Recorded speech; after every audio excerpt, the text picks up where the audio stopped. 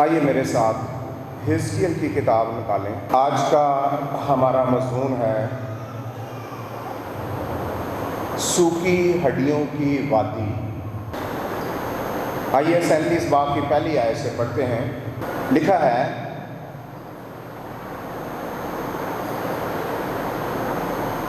خداوند کا ہاتھ مجھ پر تھا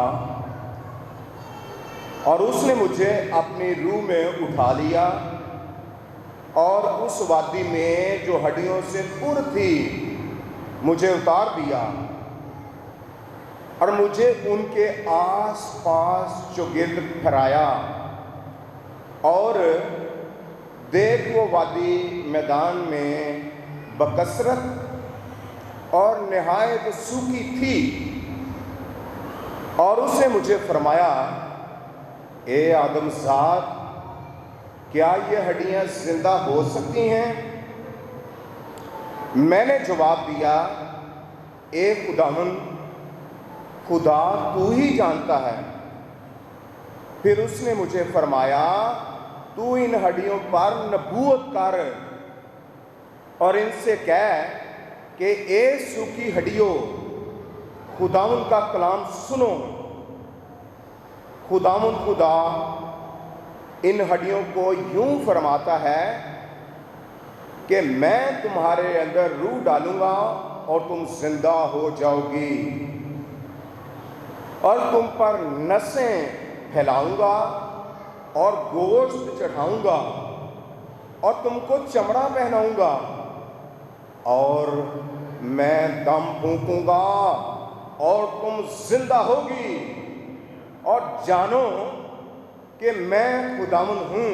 پس میں نے حکم کے مطابق نبوت کی، اور جب میں نبوت کر رہا تھا تو ایک شور ہوا، اور دیکھ زلزلہ آیا، اور ہڈیاں آپس میں مل گئیں، اور ہر ایک ہڈی اپنی ہڈی سے، اور میں نے نگاہ کی تو کیا دیکھتا ہوں کہ نسیں اور گوشت ان پر چڑھے، اور ان پر چمڑے کی پوشش ہو گئی، پر ان میں دم نہ تھا۔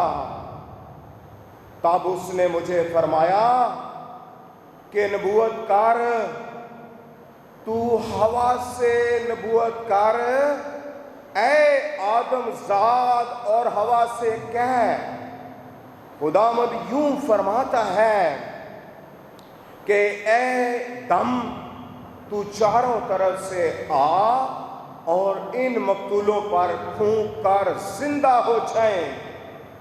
بس میں نے حکم کے مطابق نبوت کی، اور ان میں دم آیا، اور وہ زندہ ہو کر اپنے پاؤں پر کھڑی ہو گئی۔ ہاللیلویا۔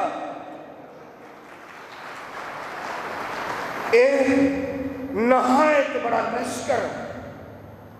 تب اس نے مجھے فرمایا، اے آدم ذات، یہ ہڈیاں تمام بنی اسرائیل ہیں۔ دیکھ، یہ کہتے ہیں کہ ہماری ہڈیاں سوکھ گئی ہیں اور ہماری امید جاتی رہی،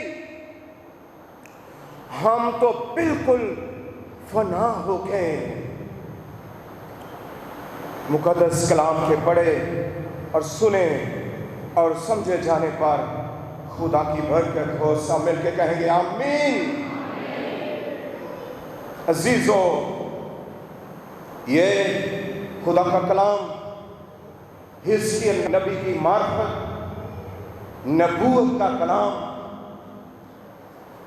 خدا کے بندہ، خدا کے نبی جو اسرائیل کا نبی تھا، اس کے ذریعے سے یہ نبوت کا کلام ہے۔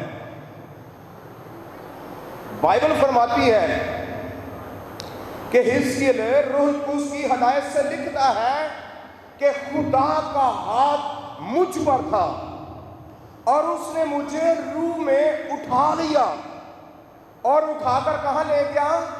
سوکھی ہڈیوں کی وادی کے اندر مجھے لے گیا، اور روح نے مجھے چاروں طرف پھرایا اور دکھایا، ہر طرف دیکھ، اور کہتا ہے کہ میں نے دیکھا اور ہر طرف سوکھی ہڈیاں تھی،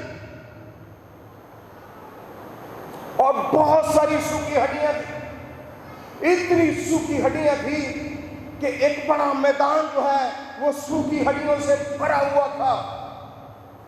اور ایسا لگتا ہے کہ ماضی میں کبھی اس میدان کے اندر بڑی جنگ ہوئی ہے اور دشمن نے ہزاروں کے ہزاروں لوگوں کو ختم کر دیا ہے، مار دیا ہے، اور یہ کوئی پرانے واقعہ کو یاد دلا رہا ہے۔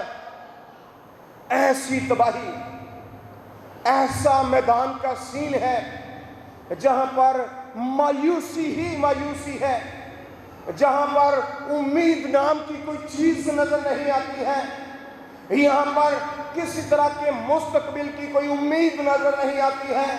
ہر طرف خوف کی فضا ہے، پریشانی کی فضا ہے، اداسی کی فضا ہے، نا امیدی کی فضا ہے، اور لگتا نہیں ہے کہ یہاں پر زندگی نام کی کوئی چیز دوبارہ بحال ہو سکتی ہے۔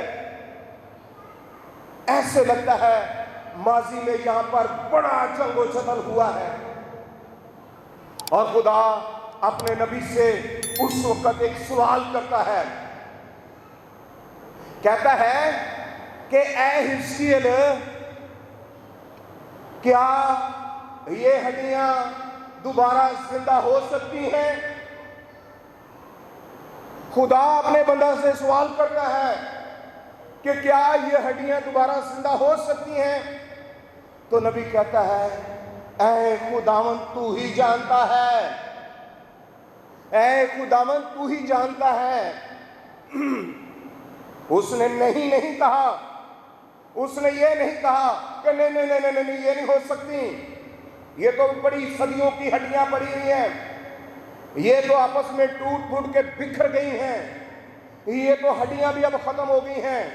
اس نے یہ نہیں کہا، اس نے امید کی بات کہی ہے، اور اس نے کہا ہے، اے خداوند ذرا بولیے، تو ہی جانتا ہے۔ اس کی وجہ سن لیں کہ یہ سارا کچھ کیوں ہو رہا ہے۔ اسرائیلی لوگ جو ہیں یہ خدا کی نافرمانی کے سبب سے جہاں پر یروشلم کے اندر رہتے ہیں، اس کے اندر نبوکد بادشاہ نے اسرائیلیوں کے اوپر حملہ کیا ہے، اور یہ 605 قبل از مسیح کی بات ہے۔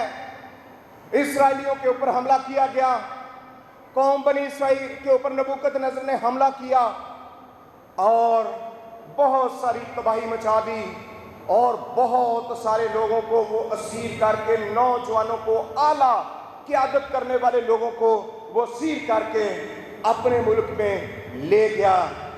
اور اس پہلی اسیری میں خدا کا بندہ دانیل، صدرک، میشک، عبدالنجو بھی شامل تھے۔ یہ 605 قبل از مسیح کی بات ہے کہ نبوکد نظر نے حملہ کیا، اور پہلی اسیری میں ان نوجوانوں کو، دانیل کو، صدرک، میشک اور عبدالنجو کو اسیر کر کے تو وہ اپنے ملک میں لے گیا۔ اور پھر اس نے 597 میں دوسری بار اسرائیلیوں پر حملہ کیا، اور اس اسیری میں خدا کا نبی حزقیل نبی بھی اسیر کر کے تو بابل میں پہنچا دیا گیا۔ یہ بابل جو ہے موجودہ عراق ہے، یہ جو نبوکد نظر بادشاہ ہے موجودہ عراق کی بات ہو رہی ہے، لیکن اس وقت یہ بابل تھا اور اس کا یہ بادشاہ تھا، اور اسرائیل کے اوپر جو یروشلم میں حکومت کرتا تھا وہ یاہو یقین تھا۔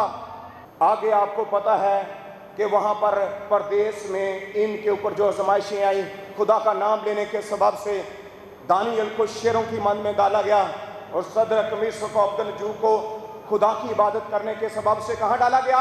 آگ کی بھٹی میں ان کو ڈال دیا گیا۔ دوسری اسیری 597 میں حزقیل کو بھی اسیر کر لیا گیا، اور حزقیل جو تھا وہ خدا کا نبی تھا، وہ کاہن تھا، اور اس کو بھی اسیری میں جانا پڑا۔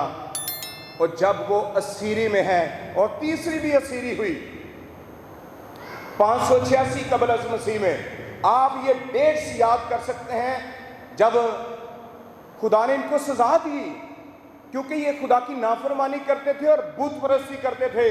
تو جب اسرائیلی ایسا کرتے تھے تو خدا ان کو غیر قوموں کے ہاتھوں میں دے دیتا تھا، اور خدا نے ان کو 70 سال کی اسیری میں ڈال دیا۔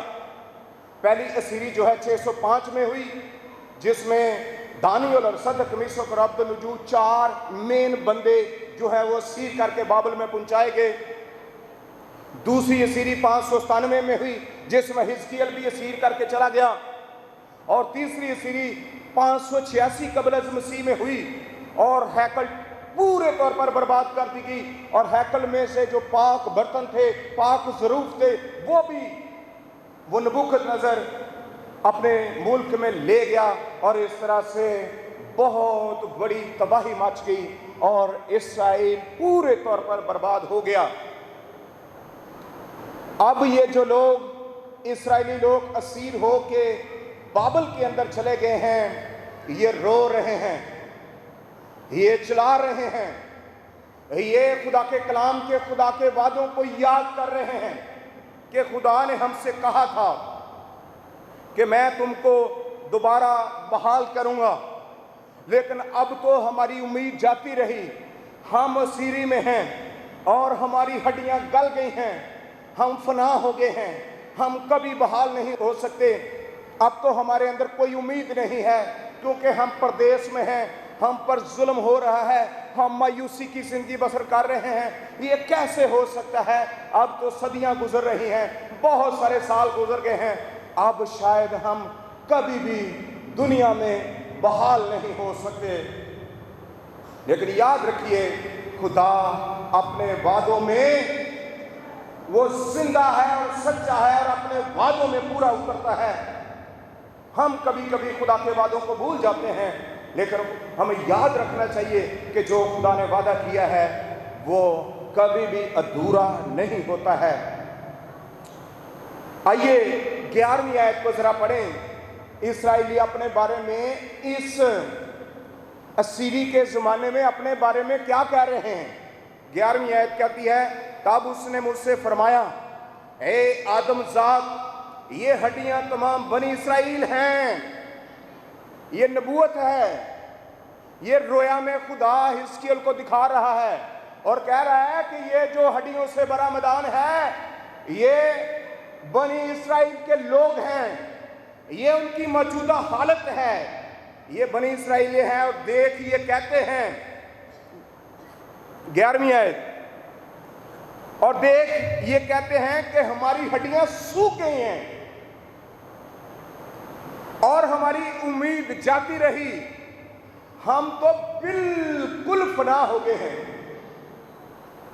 یہ بات ہے، اسرائیلی اسیری میں ہیں اور وہ اپنا روحانی مستقبل دیکھ رہے ہیں، اپنی روحانی اور جسمانی حالت کا جائزہ لے کر کہہ رہے ہیں کہ ہم جو ہیں فنا ہو گئے ہیں، ہماری ہڈیاں سوکھ گئی ہیں، ہمارے پاس اب کوئی امید نہیں ہے۔ اس قدر مایوسی ہے کہ جیسے ایک میدان کے اندر، جس کے اندر ہڈیاں سوکھی ہوئی ہیں، جس کے اندر موت ہی موت ہے، جس کے اندر کوئی امید نہیں ہے، جس کے اندر کوئی خوشی نہیں ہے، کوئی مستقبل کی امید نہیں ہے، ایسی صورتحال میں خدا اپنے بندہ کو رویا میں ہڈیوں کی وادی میں لے جا کر اس کو بتا رہا ہے کہ کیا یہ ہڈیاں زندہ ہو سکتی ہیں؟ تو وہ کہتا ہے، اے خداوند تو ہی جانتا ہے۔ تو پھر خدا اس کو کہتا ہے کہ ان ہڈیوں کے ساتھ کلام کر، ان ہڈیوں کے ساتھ کیا کر؟ کلام کر۔ خدا فرماتا ہے، پس حکم کے مطابق نبوت کی، اور جب نبوت کر رہا تھا تو ایک شور ہوا اور زلزلہ آیا، اور زلزلے کے ساتھ کیا ہوا؟ ہر ایک ہڈی اپنی ہڈی کے ساتھ آ کر جڑ گئی ہے۔ ہر ہڈی اپنی ہڈی کے ساتھ آ کے جڑ گئی ہے. اور صرف یہی نہیں، پھر خدا نے اس کے اوپر نسیں چڑھا دی، پٹھے، مسلز، یہ ہڈیوں کے اوپر چڑھنا شروع ہو گئے ہیں. ایسی صورتحال ہے. اور پھر خدا کہتا ہے پھر میں نے ان کے اوپر چمڑا چڑھا دیا، پورا جسم مکمل ہو گیا. امید آ رہی ہے، پورا جسم مکمل ہو گیا. اور صرف یہی نہیں ہوا، ساری ہڈیاں، ایک ٹکڑا یہاں، جبڑا کہاں، کھوپڑی کہاں، بازوؤں کی ہڈیاں کہاں، ساری ہڈیاں جو ادھر ادھر بکھری ہوئی تھی، وہ ساری ہڈیاں ایک دوسرے کے ساتھ کیا ہوا؟ جڑ گئیں اور جسم پورا ہو گیا. لیکن یہی نہیں، پھر خدا کہتا ہے کہ اے آدم زاد ہوا سے کہہ. پہلے وہ کہتا ہے کہ اے ہڈیوں خدا کا کلام سنو. کیا ہڈیاں خدا کا کلام سن سکتی ہیں؟ ہڈیاں یا کوئی مردہ کبھی آواز نہیں سنتا ہے. جب کوئی مر جاتا ہے تو سارے روتے ہیں، کچھ اس کے اوپر گرتے ہیں، اے ہمارے بھائی، ہمارے باپ، تو ہم کو کیوں چھوڑ کے چلا گیا ہے؟ وہ روتے ہیں. لیکن مردہ ان کی آواز نہیں سنتا. مردہ آواز سنتا ہے خدا کی، اور خدا کے بیٹے یسوع کی آواز سنتا ہے. ورنہ اس کو جتنا مرضی پکاریں، اس کو آوازیں دے دے کر کہیں کہ نہ جا بھائی نہ جا، مردہ کوئی آواز نہیں سنتا. لیکن خدا کا بیٹا جب پکارتا ہے اور جب خدا حکم دیتا ہے تو پھر مردے بھی اس کی آواز سنتے ہیں. بلکہ 4 دن کا مردہ لازر بھی یسوع مسیح کی آواز کو سن کر قبر سے باہر آ جاتا ہے. اور صرف 4 دن کا نہیں بلکہ 40 دنوں کا بھی، 40 سالوں کا بھی، 40 مہینوں کا بھی ہو تو وہ بھی خدا کے بیٹے کی اور خدا کی آواز سن کر زندہ ہو جائے گا. اسی طرح اس ہڈیوں کی وادی کے اندر ہے کہ خدا کہتا ہے کہ اے آدم زاد ان ہڈیوں کو کہہ کہ خدا کا کلام سنو. اور ان ہڈیوں نے خدا کا کلام سنا، اور پھر ہڈیاں آپس کے ساتھ جڑنا شروع ہو گئیں. ساری ہڈیاں ایک دوسرے کے ساتھ جڑ گئیں، اور جب جڑ رہی تھی تو لکھا ہے کہ طوفان آیا، زلزلہ آیا، شور برپا ہوا. شور ہوا ہڈیوں کے ساتھ، ہڈیوں کے ٹکرانے کا کیا ہوا؟ شور ہوا. اور اس کے بعد نسیں چڑھائیں، اس کے اوپر گوشت چڑھایا، پٹھے چڑھائے، اور پھر چمڑا چڑھایا. اور بات یہاں پر ہی نہیں رہی، سارے مردے فٹ فاٹ ہو گئے. لیکن ابھی تک لیٹے ہوئے ہیں، روح نہیں ہے. اندر کیا نہیں ہے؟ روح نہیں ہے. مردہ سے لگ رہے ہیں. جسم تو بن گیا ہے، چمڑا بھی چڑھایا ہے، نسیں بھی چڑھائی ہیں، سارا کچھ مکمل ہو گیا ہے. روحانی نہیں ہے، روح نہیں ہے، روحانی حالت نہیں ہے. اور آج بھی کلیسیوں کے اندر مردہ پن پایا جاتا ہے، سستی پائی جاتی ہے. آ کے بیٹھتے ہیں، ایسا لگتا ہے جیسے چرچ میں پہلی دفعہ آئے ہیں. کوئی دعا کا جذبہ نہیں ہے، کوئی تالی بجانے کا جذبہ نہیں ہے، کوئی روحانی حالت نظر نہیں آ رہی ہے، کوئی زندگی نظر نہیں آ رہی ہے. کلیسیوں کے اندر آج ٹھنڈک ہے، سرد پن ہے، پژمردگی ہے، اور ایسا لگتا ہے کہ شاید یسوع کی ہڈیوں کی باتیں ہے. لیکن یاد رکھیے بات یہاں پر نہیں ہے. اس کے بعد خدا کا کلام نازل ہوتا ہے اور خدا فرماتا ہے کہ نبوت کر کہ اے ہوا، اے دم، چاروں طرف سے آ اور ان مقتولوں کے اندر چلا جا. اور جیسے ہی خدا کا روح ان کے اندر چلا گیا اور وہ سارے زندہ ہو کر کھڑے ہو گئے. ایک امید آ گئی, ایک دنیا آ گئی, ایک زندگی آ گئی, بحالی آ گئی, تازگی آ گئی. ہاللیلویا. اور سارے کھڑے ہو گئے. کیسا سما ہوگا. سارے زندہ ہو گئے, ایک دوسرے کو دیکھنے لگے. واہ, یہ تو وہ ہے, یہ تو وہ ہے. شاید وہ ایک دوسرے کو پہچاننے لگ گئے.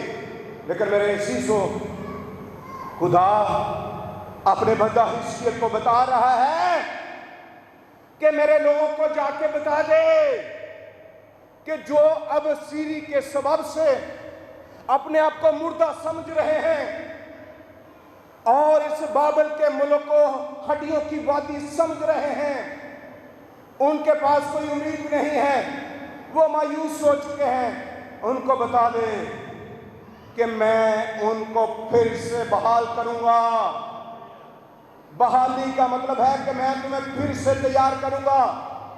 اور روح کا آنا اس بات کا اظہار ہے کہ تم دوبارہ اپنے ملک میں بحال ہو جاؤ گے اور تمہاری روحانی حالت ہوگی اور تم ہیکل میں قربانیاں گزرانو گے اور تم پھر سے جو ہے خدا کی حضوری میں میرے سامنے آنے کے لائق ہو جاؤ گے. یہ میرے لوگوں کو بتا دے. یہ نبوت تھی کیونکہ اسرائیلی لوگ اسیری میں بابل کے اندر اپنے آپ کو مرا ہوا سمجھ رہے تھے.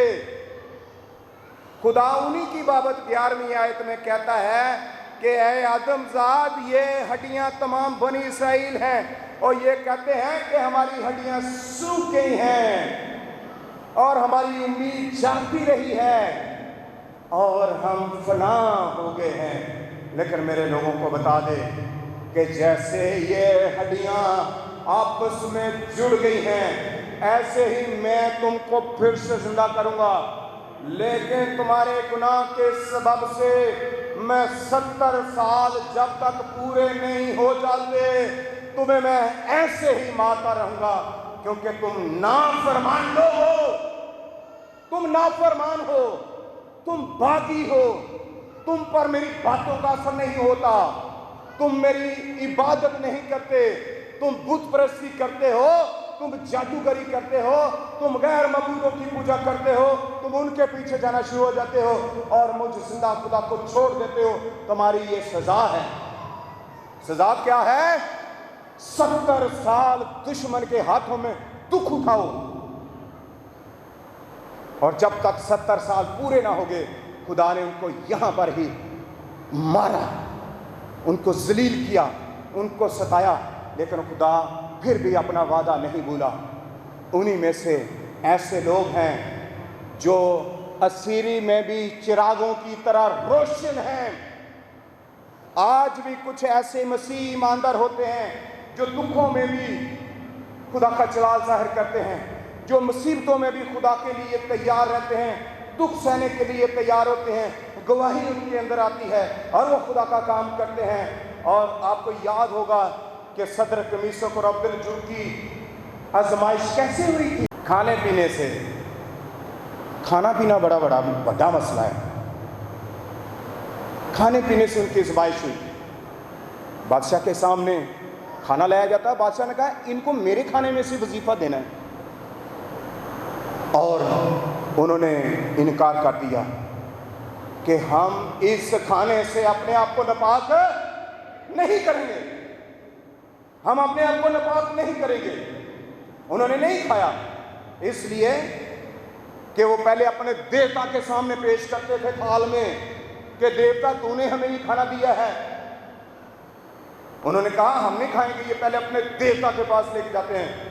اور بابلی لوگ جو تھے بائبل کے خلاف ذبح کرتے تھے, گلا گونٹ کر جانور کو مارتے تھے. انہوں نے کہا نہیں, ہماری شریعت بتاتی ہے کہ جو گلا گونٹا ہوا جانور مارا جاتا ہے وہ حلال نہیں ہوتا, وہ کھانے کے لائق نہیں ہوتا, ہم نہیں کھائیں گے. اور تیسری بات, ان کو اپنے خدا کی غیرت تھی ان کو. مایوسی میں بھی, غلامی میں بھی, اسیری میں بھی سارا زمانہ ان کے خلاف ہے, لیکن وہ 3 بندے ڈٹ کے کھڑے رہے. عزیزو غور کیجیے, اگر آپ دکھ میں ہیں, دکھ اٹھاتے اٹھاتے مصیبت اٹھاتے اٹھاتے آپ اگر تھک گئے ہیں تو آپ اسرائیلیوں کی طرح ابھی تک مایوس نہیں ہیں، اور ہو سکتا ہے کہ آپ میں سے کوئی ہو بھی، لیکن یہ کلام امید کا کلام ہے۔ خدا اسرائیلیوں کو کہہ رہا ہے کہ میں تمہیں پھر سے زندہ کروں گا، تمہاری بکھری ہوئی ہڈیاں جو پوری دنیا میں ہیں ان کو میں پھر سے زندہ کروں گا۔ اور خدا نے زندہ کیا بھی۔ 70 سال اسیری میں رہنے کے بعد خدا ان کو پھر لے کے گیا، اور پھر خدا نے ہیکل تعمیر کرائی، اور انہوں نے پھر عبادتوں کو، سارے کام کو دوبارہ کیا، اور وہاں پر قربانیاں ہوتی تھی، اور خدا کی حضوری وہاں پر ہوتی تھی۔ عزیزو، اگر آپ میں سے کوئی مایوس ہے، دکھی ہے، تھک چکا ہے، ہار چکا ہے، تو یاد رکھیں آپ کا خدا آپ کو بحال کرنے کی قدرت رکھتا ہے۔ آپ کو ایسا لگ رہا ہے کہ میرے چاروں طرف مایوسی ہی مایوسی ہے، جیسے سوکھی ہڈیوں کی وادی ہے، ایسے ہی میں مایوس ہو چکا ہوں، مجھے کوئی امید نظر نہیں آ رہی ہے، مجھے کہیں سے کوئی تسلی نہیں مل رہی ہے، مجھے کہیں سے بھی کوئی روشن مستقبل نظر نہیں آ رہا ہے۔ بیماری سر چڑھی ہوئی ہے، قرضہ سر چڑھا ہوا ہے، لعنتیں چاروں طرف ہیں، ابلیس ہماری جان نہیں چھوڑ رہا ہے۔ آپ اگر مایوس ہو گئے ہیں تو آپ کے لیے آپ کا یسوع زندہ ہے، جو مر کر بھی زندہ ہو گیا، اور وہ باپ کی دائیں طرف بیٹھا ہے۔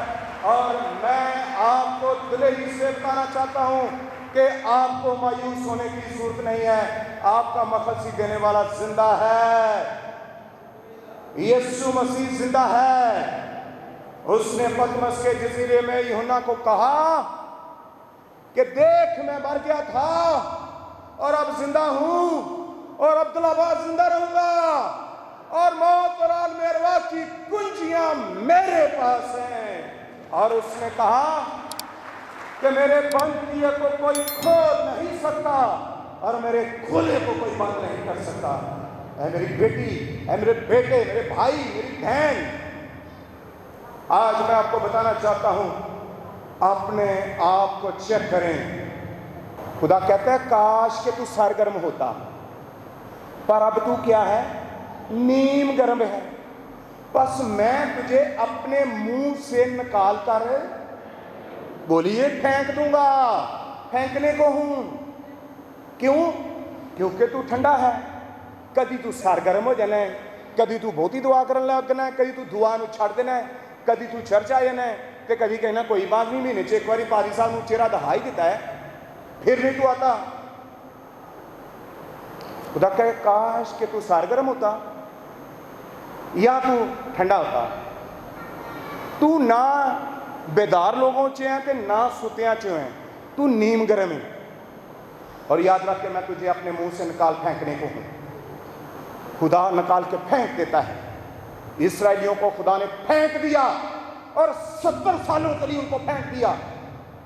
70 سال روتے رہے، چلاتے رہے، اور پھر خدا نے ان کو تسلی دی۔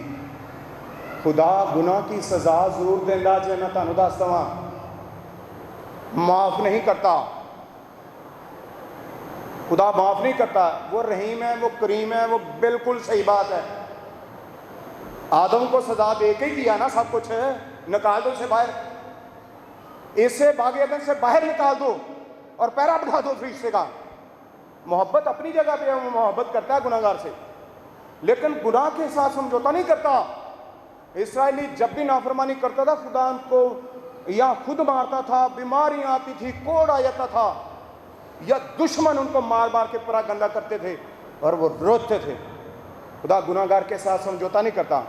خدا تیرے گناہوں کے ساتھ سمجھوتا نہیں کرتا۔ آج ہی باز آ جا اور آج ہی توبہ کر لے۔ سوچیں ہم کہاں کھڑے ہیں، وقت بہت قریب ہے، یسوع جلد آنے والا ہے۔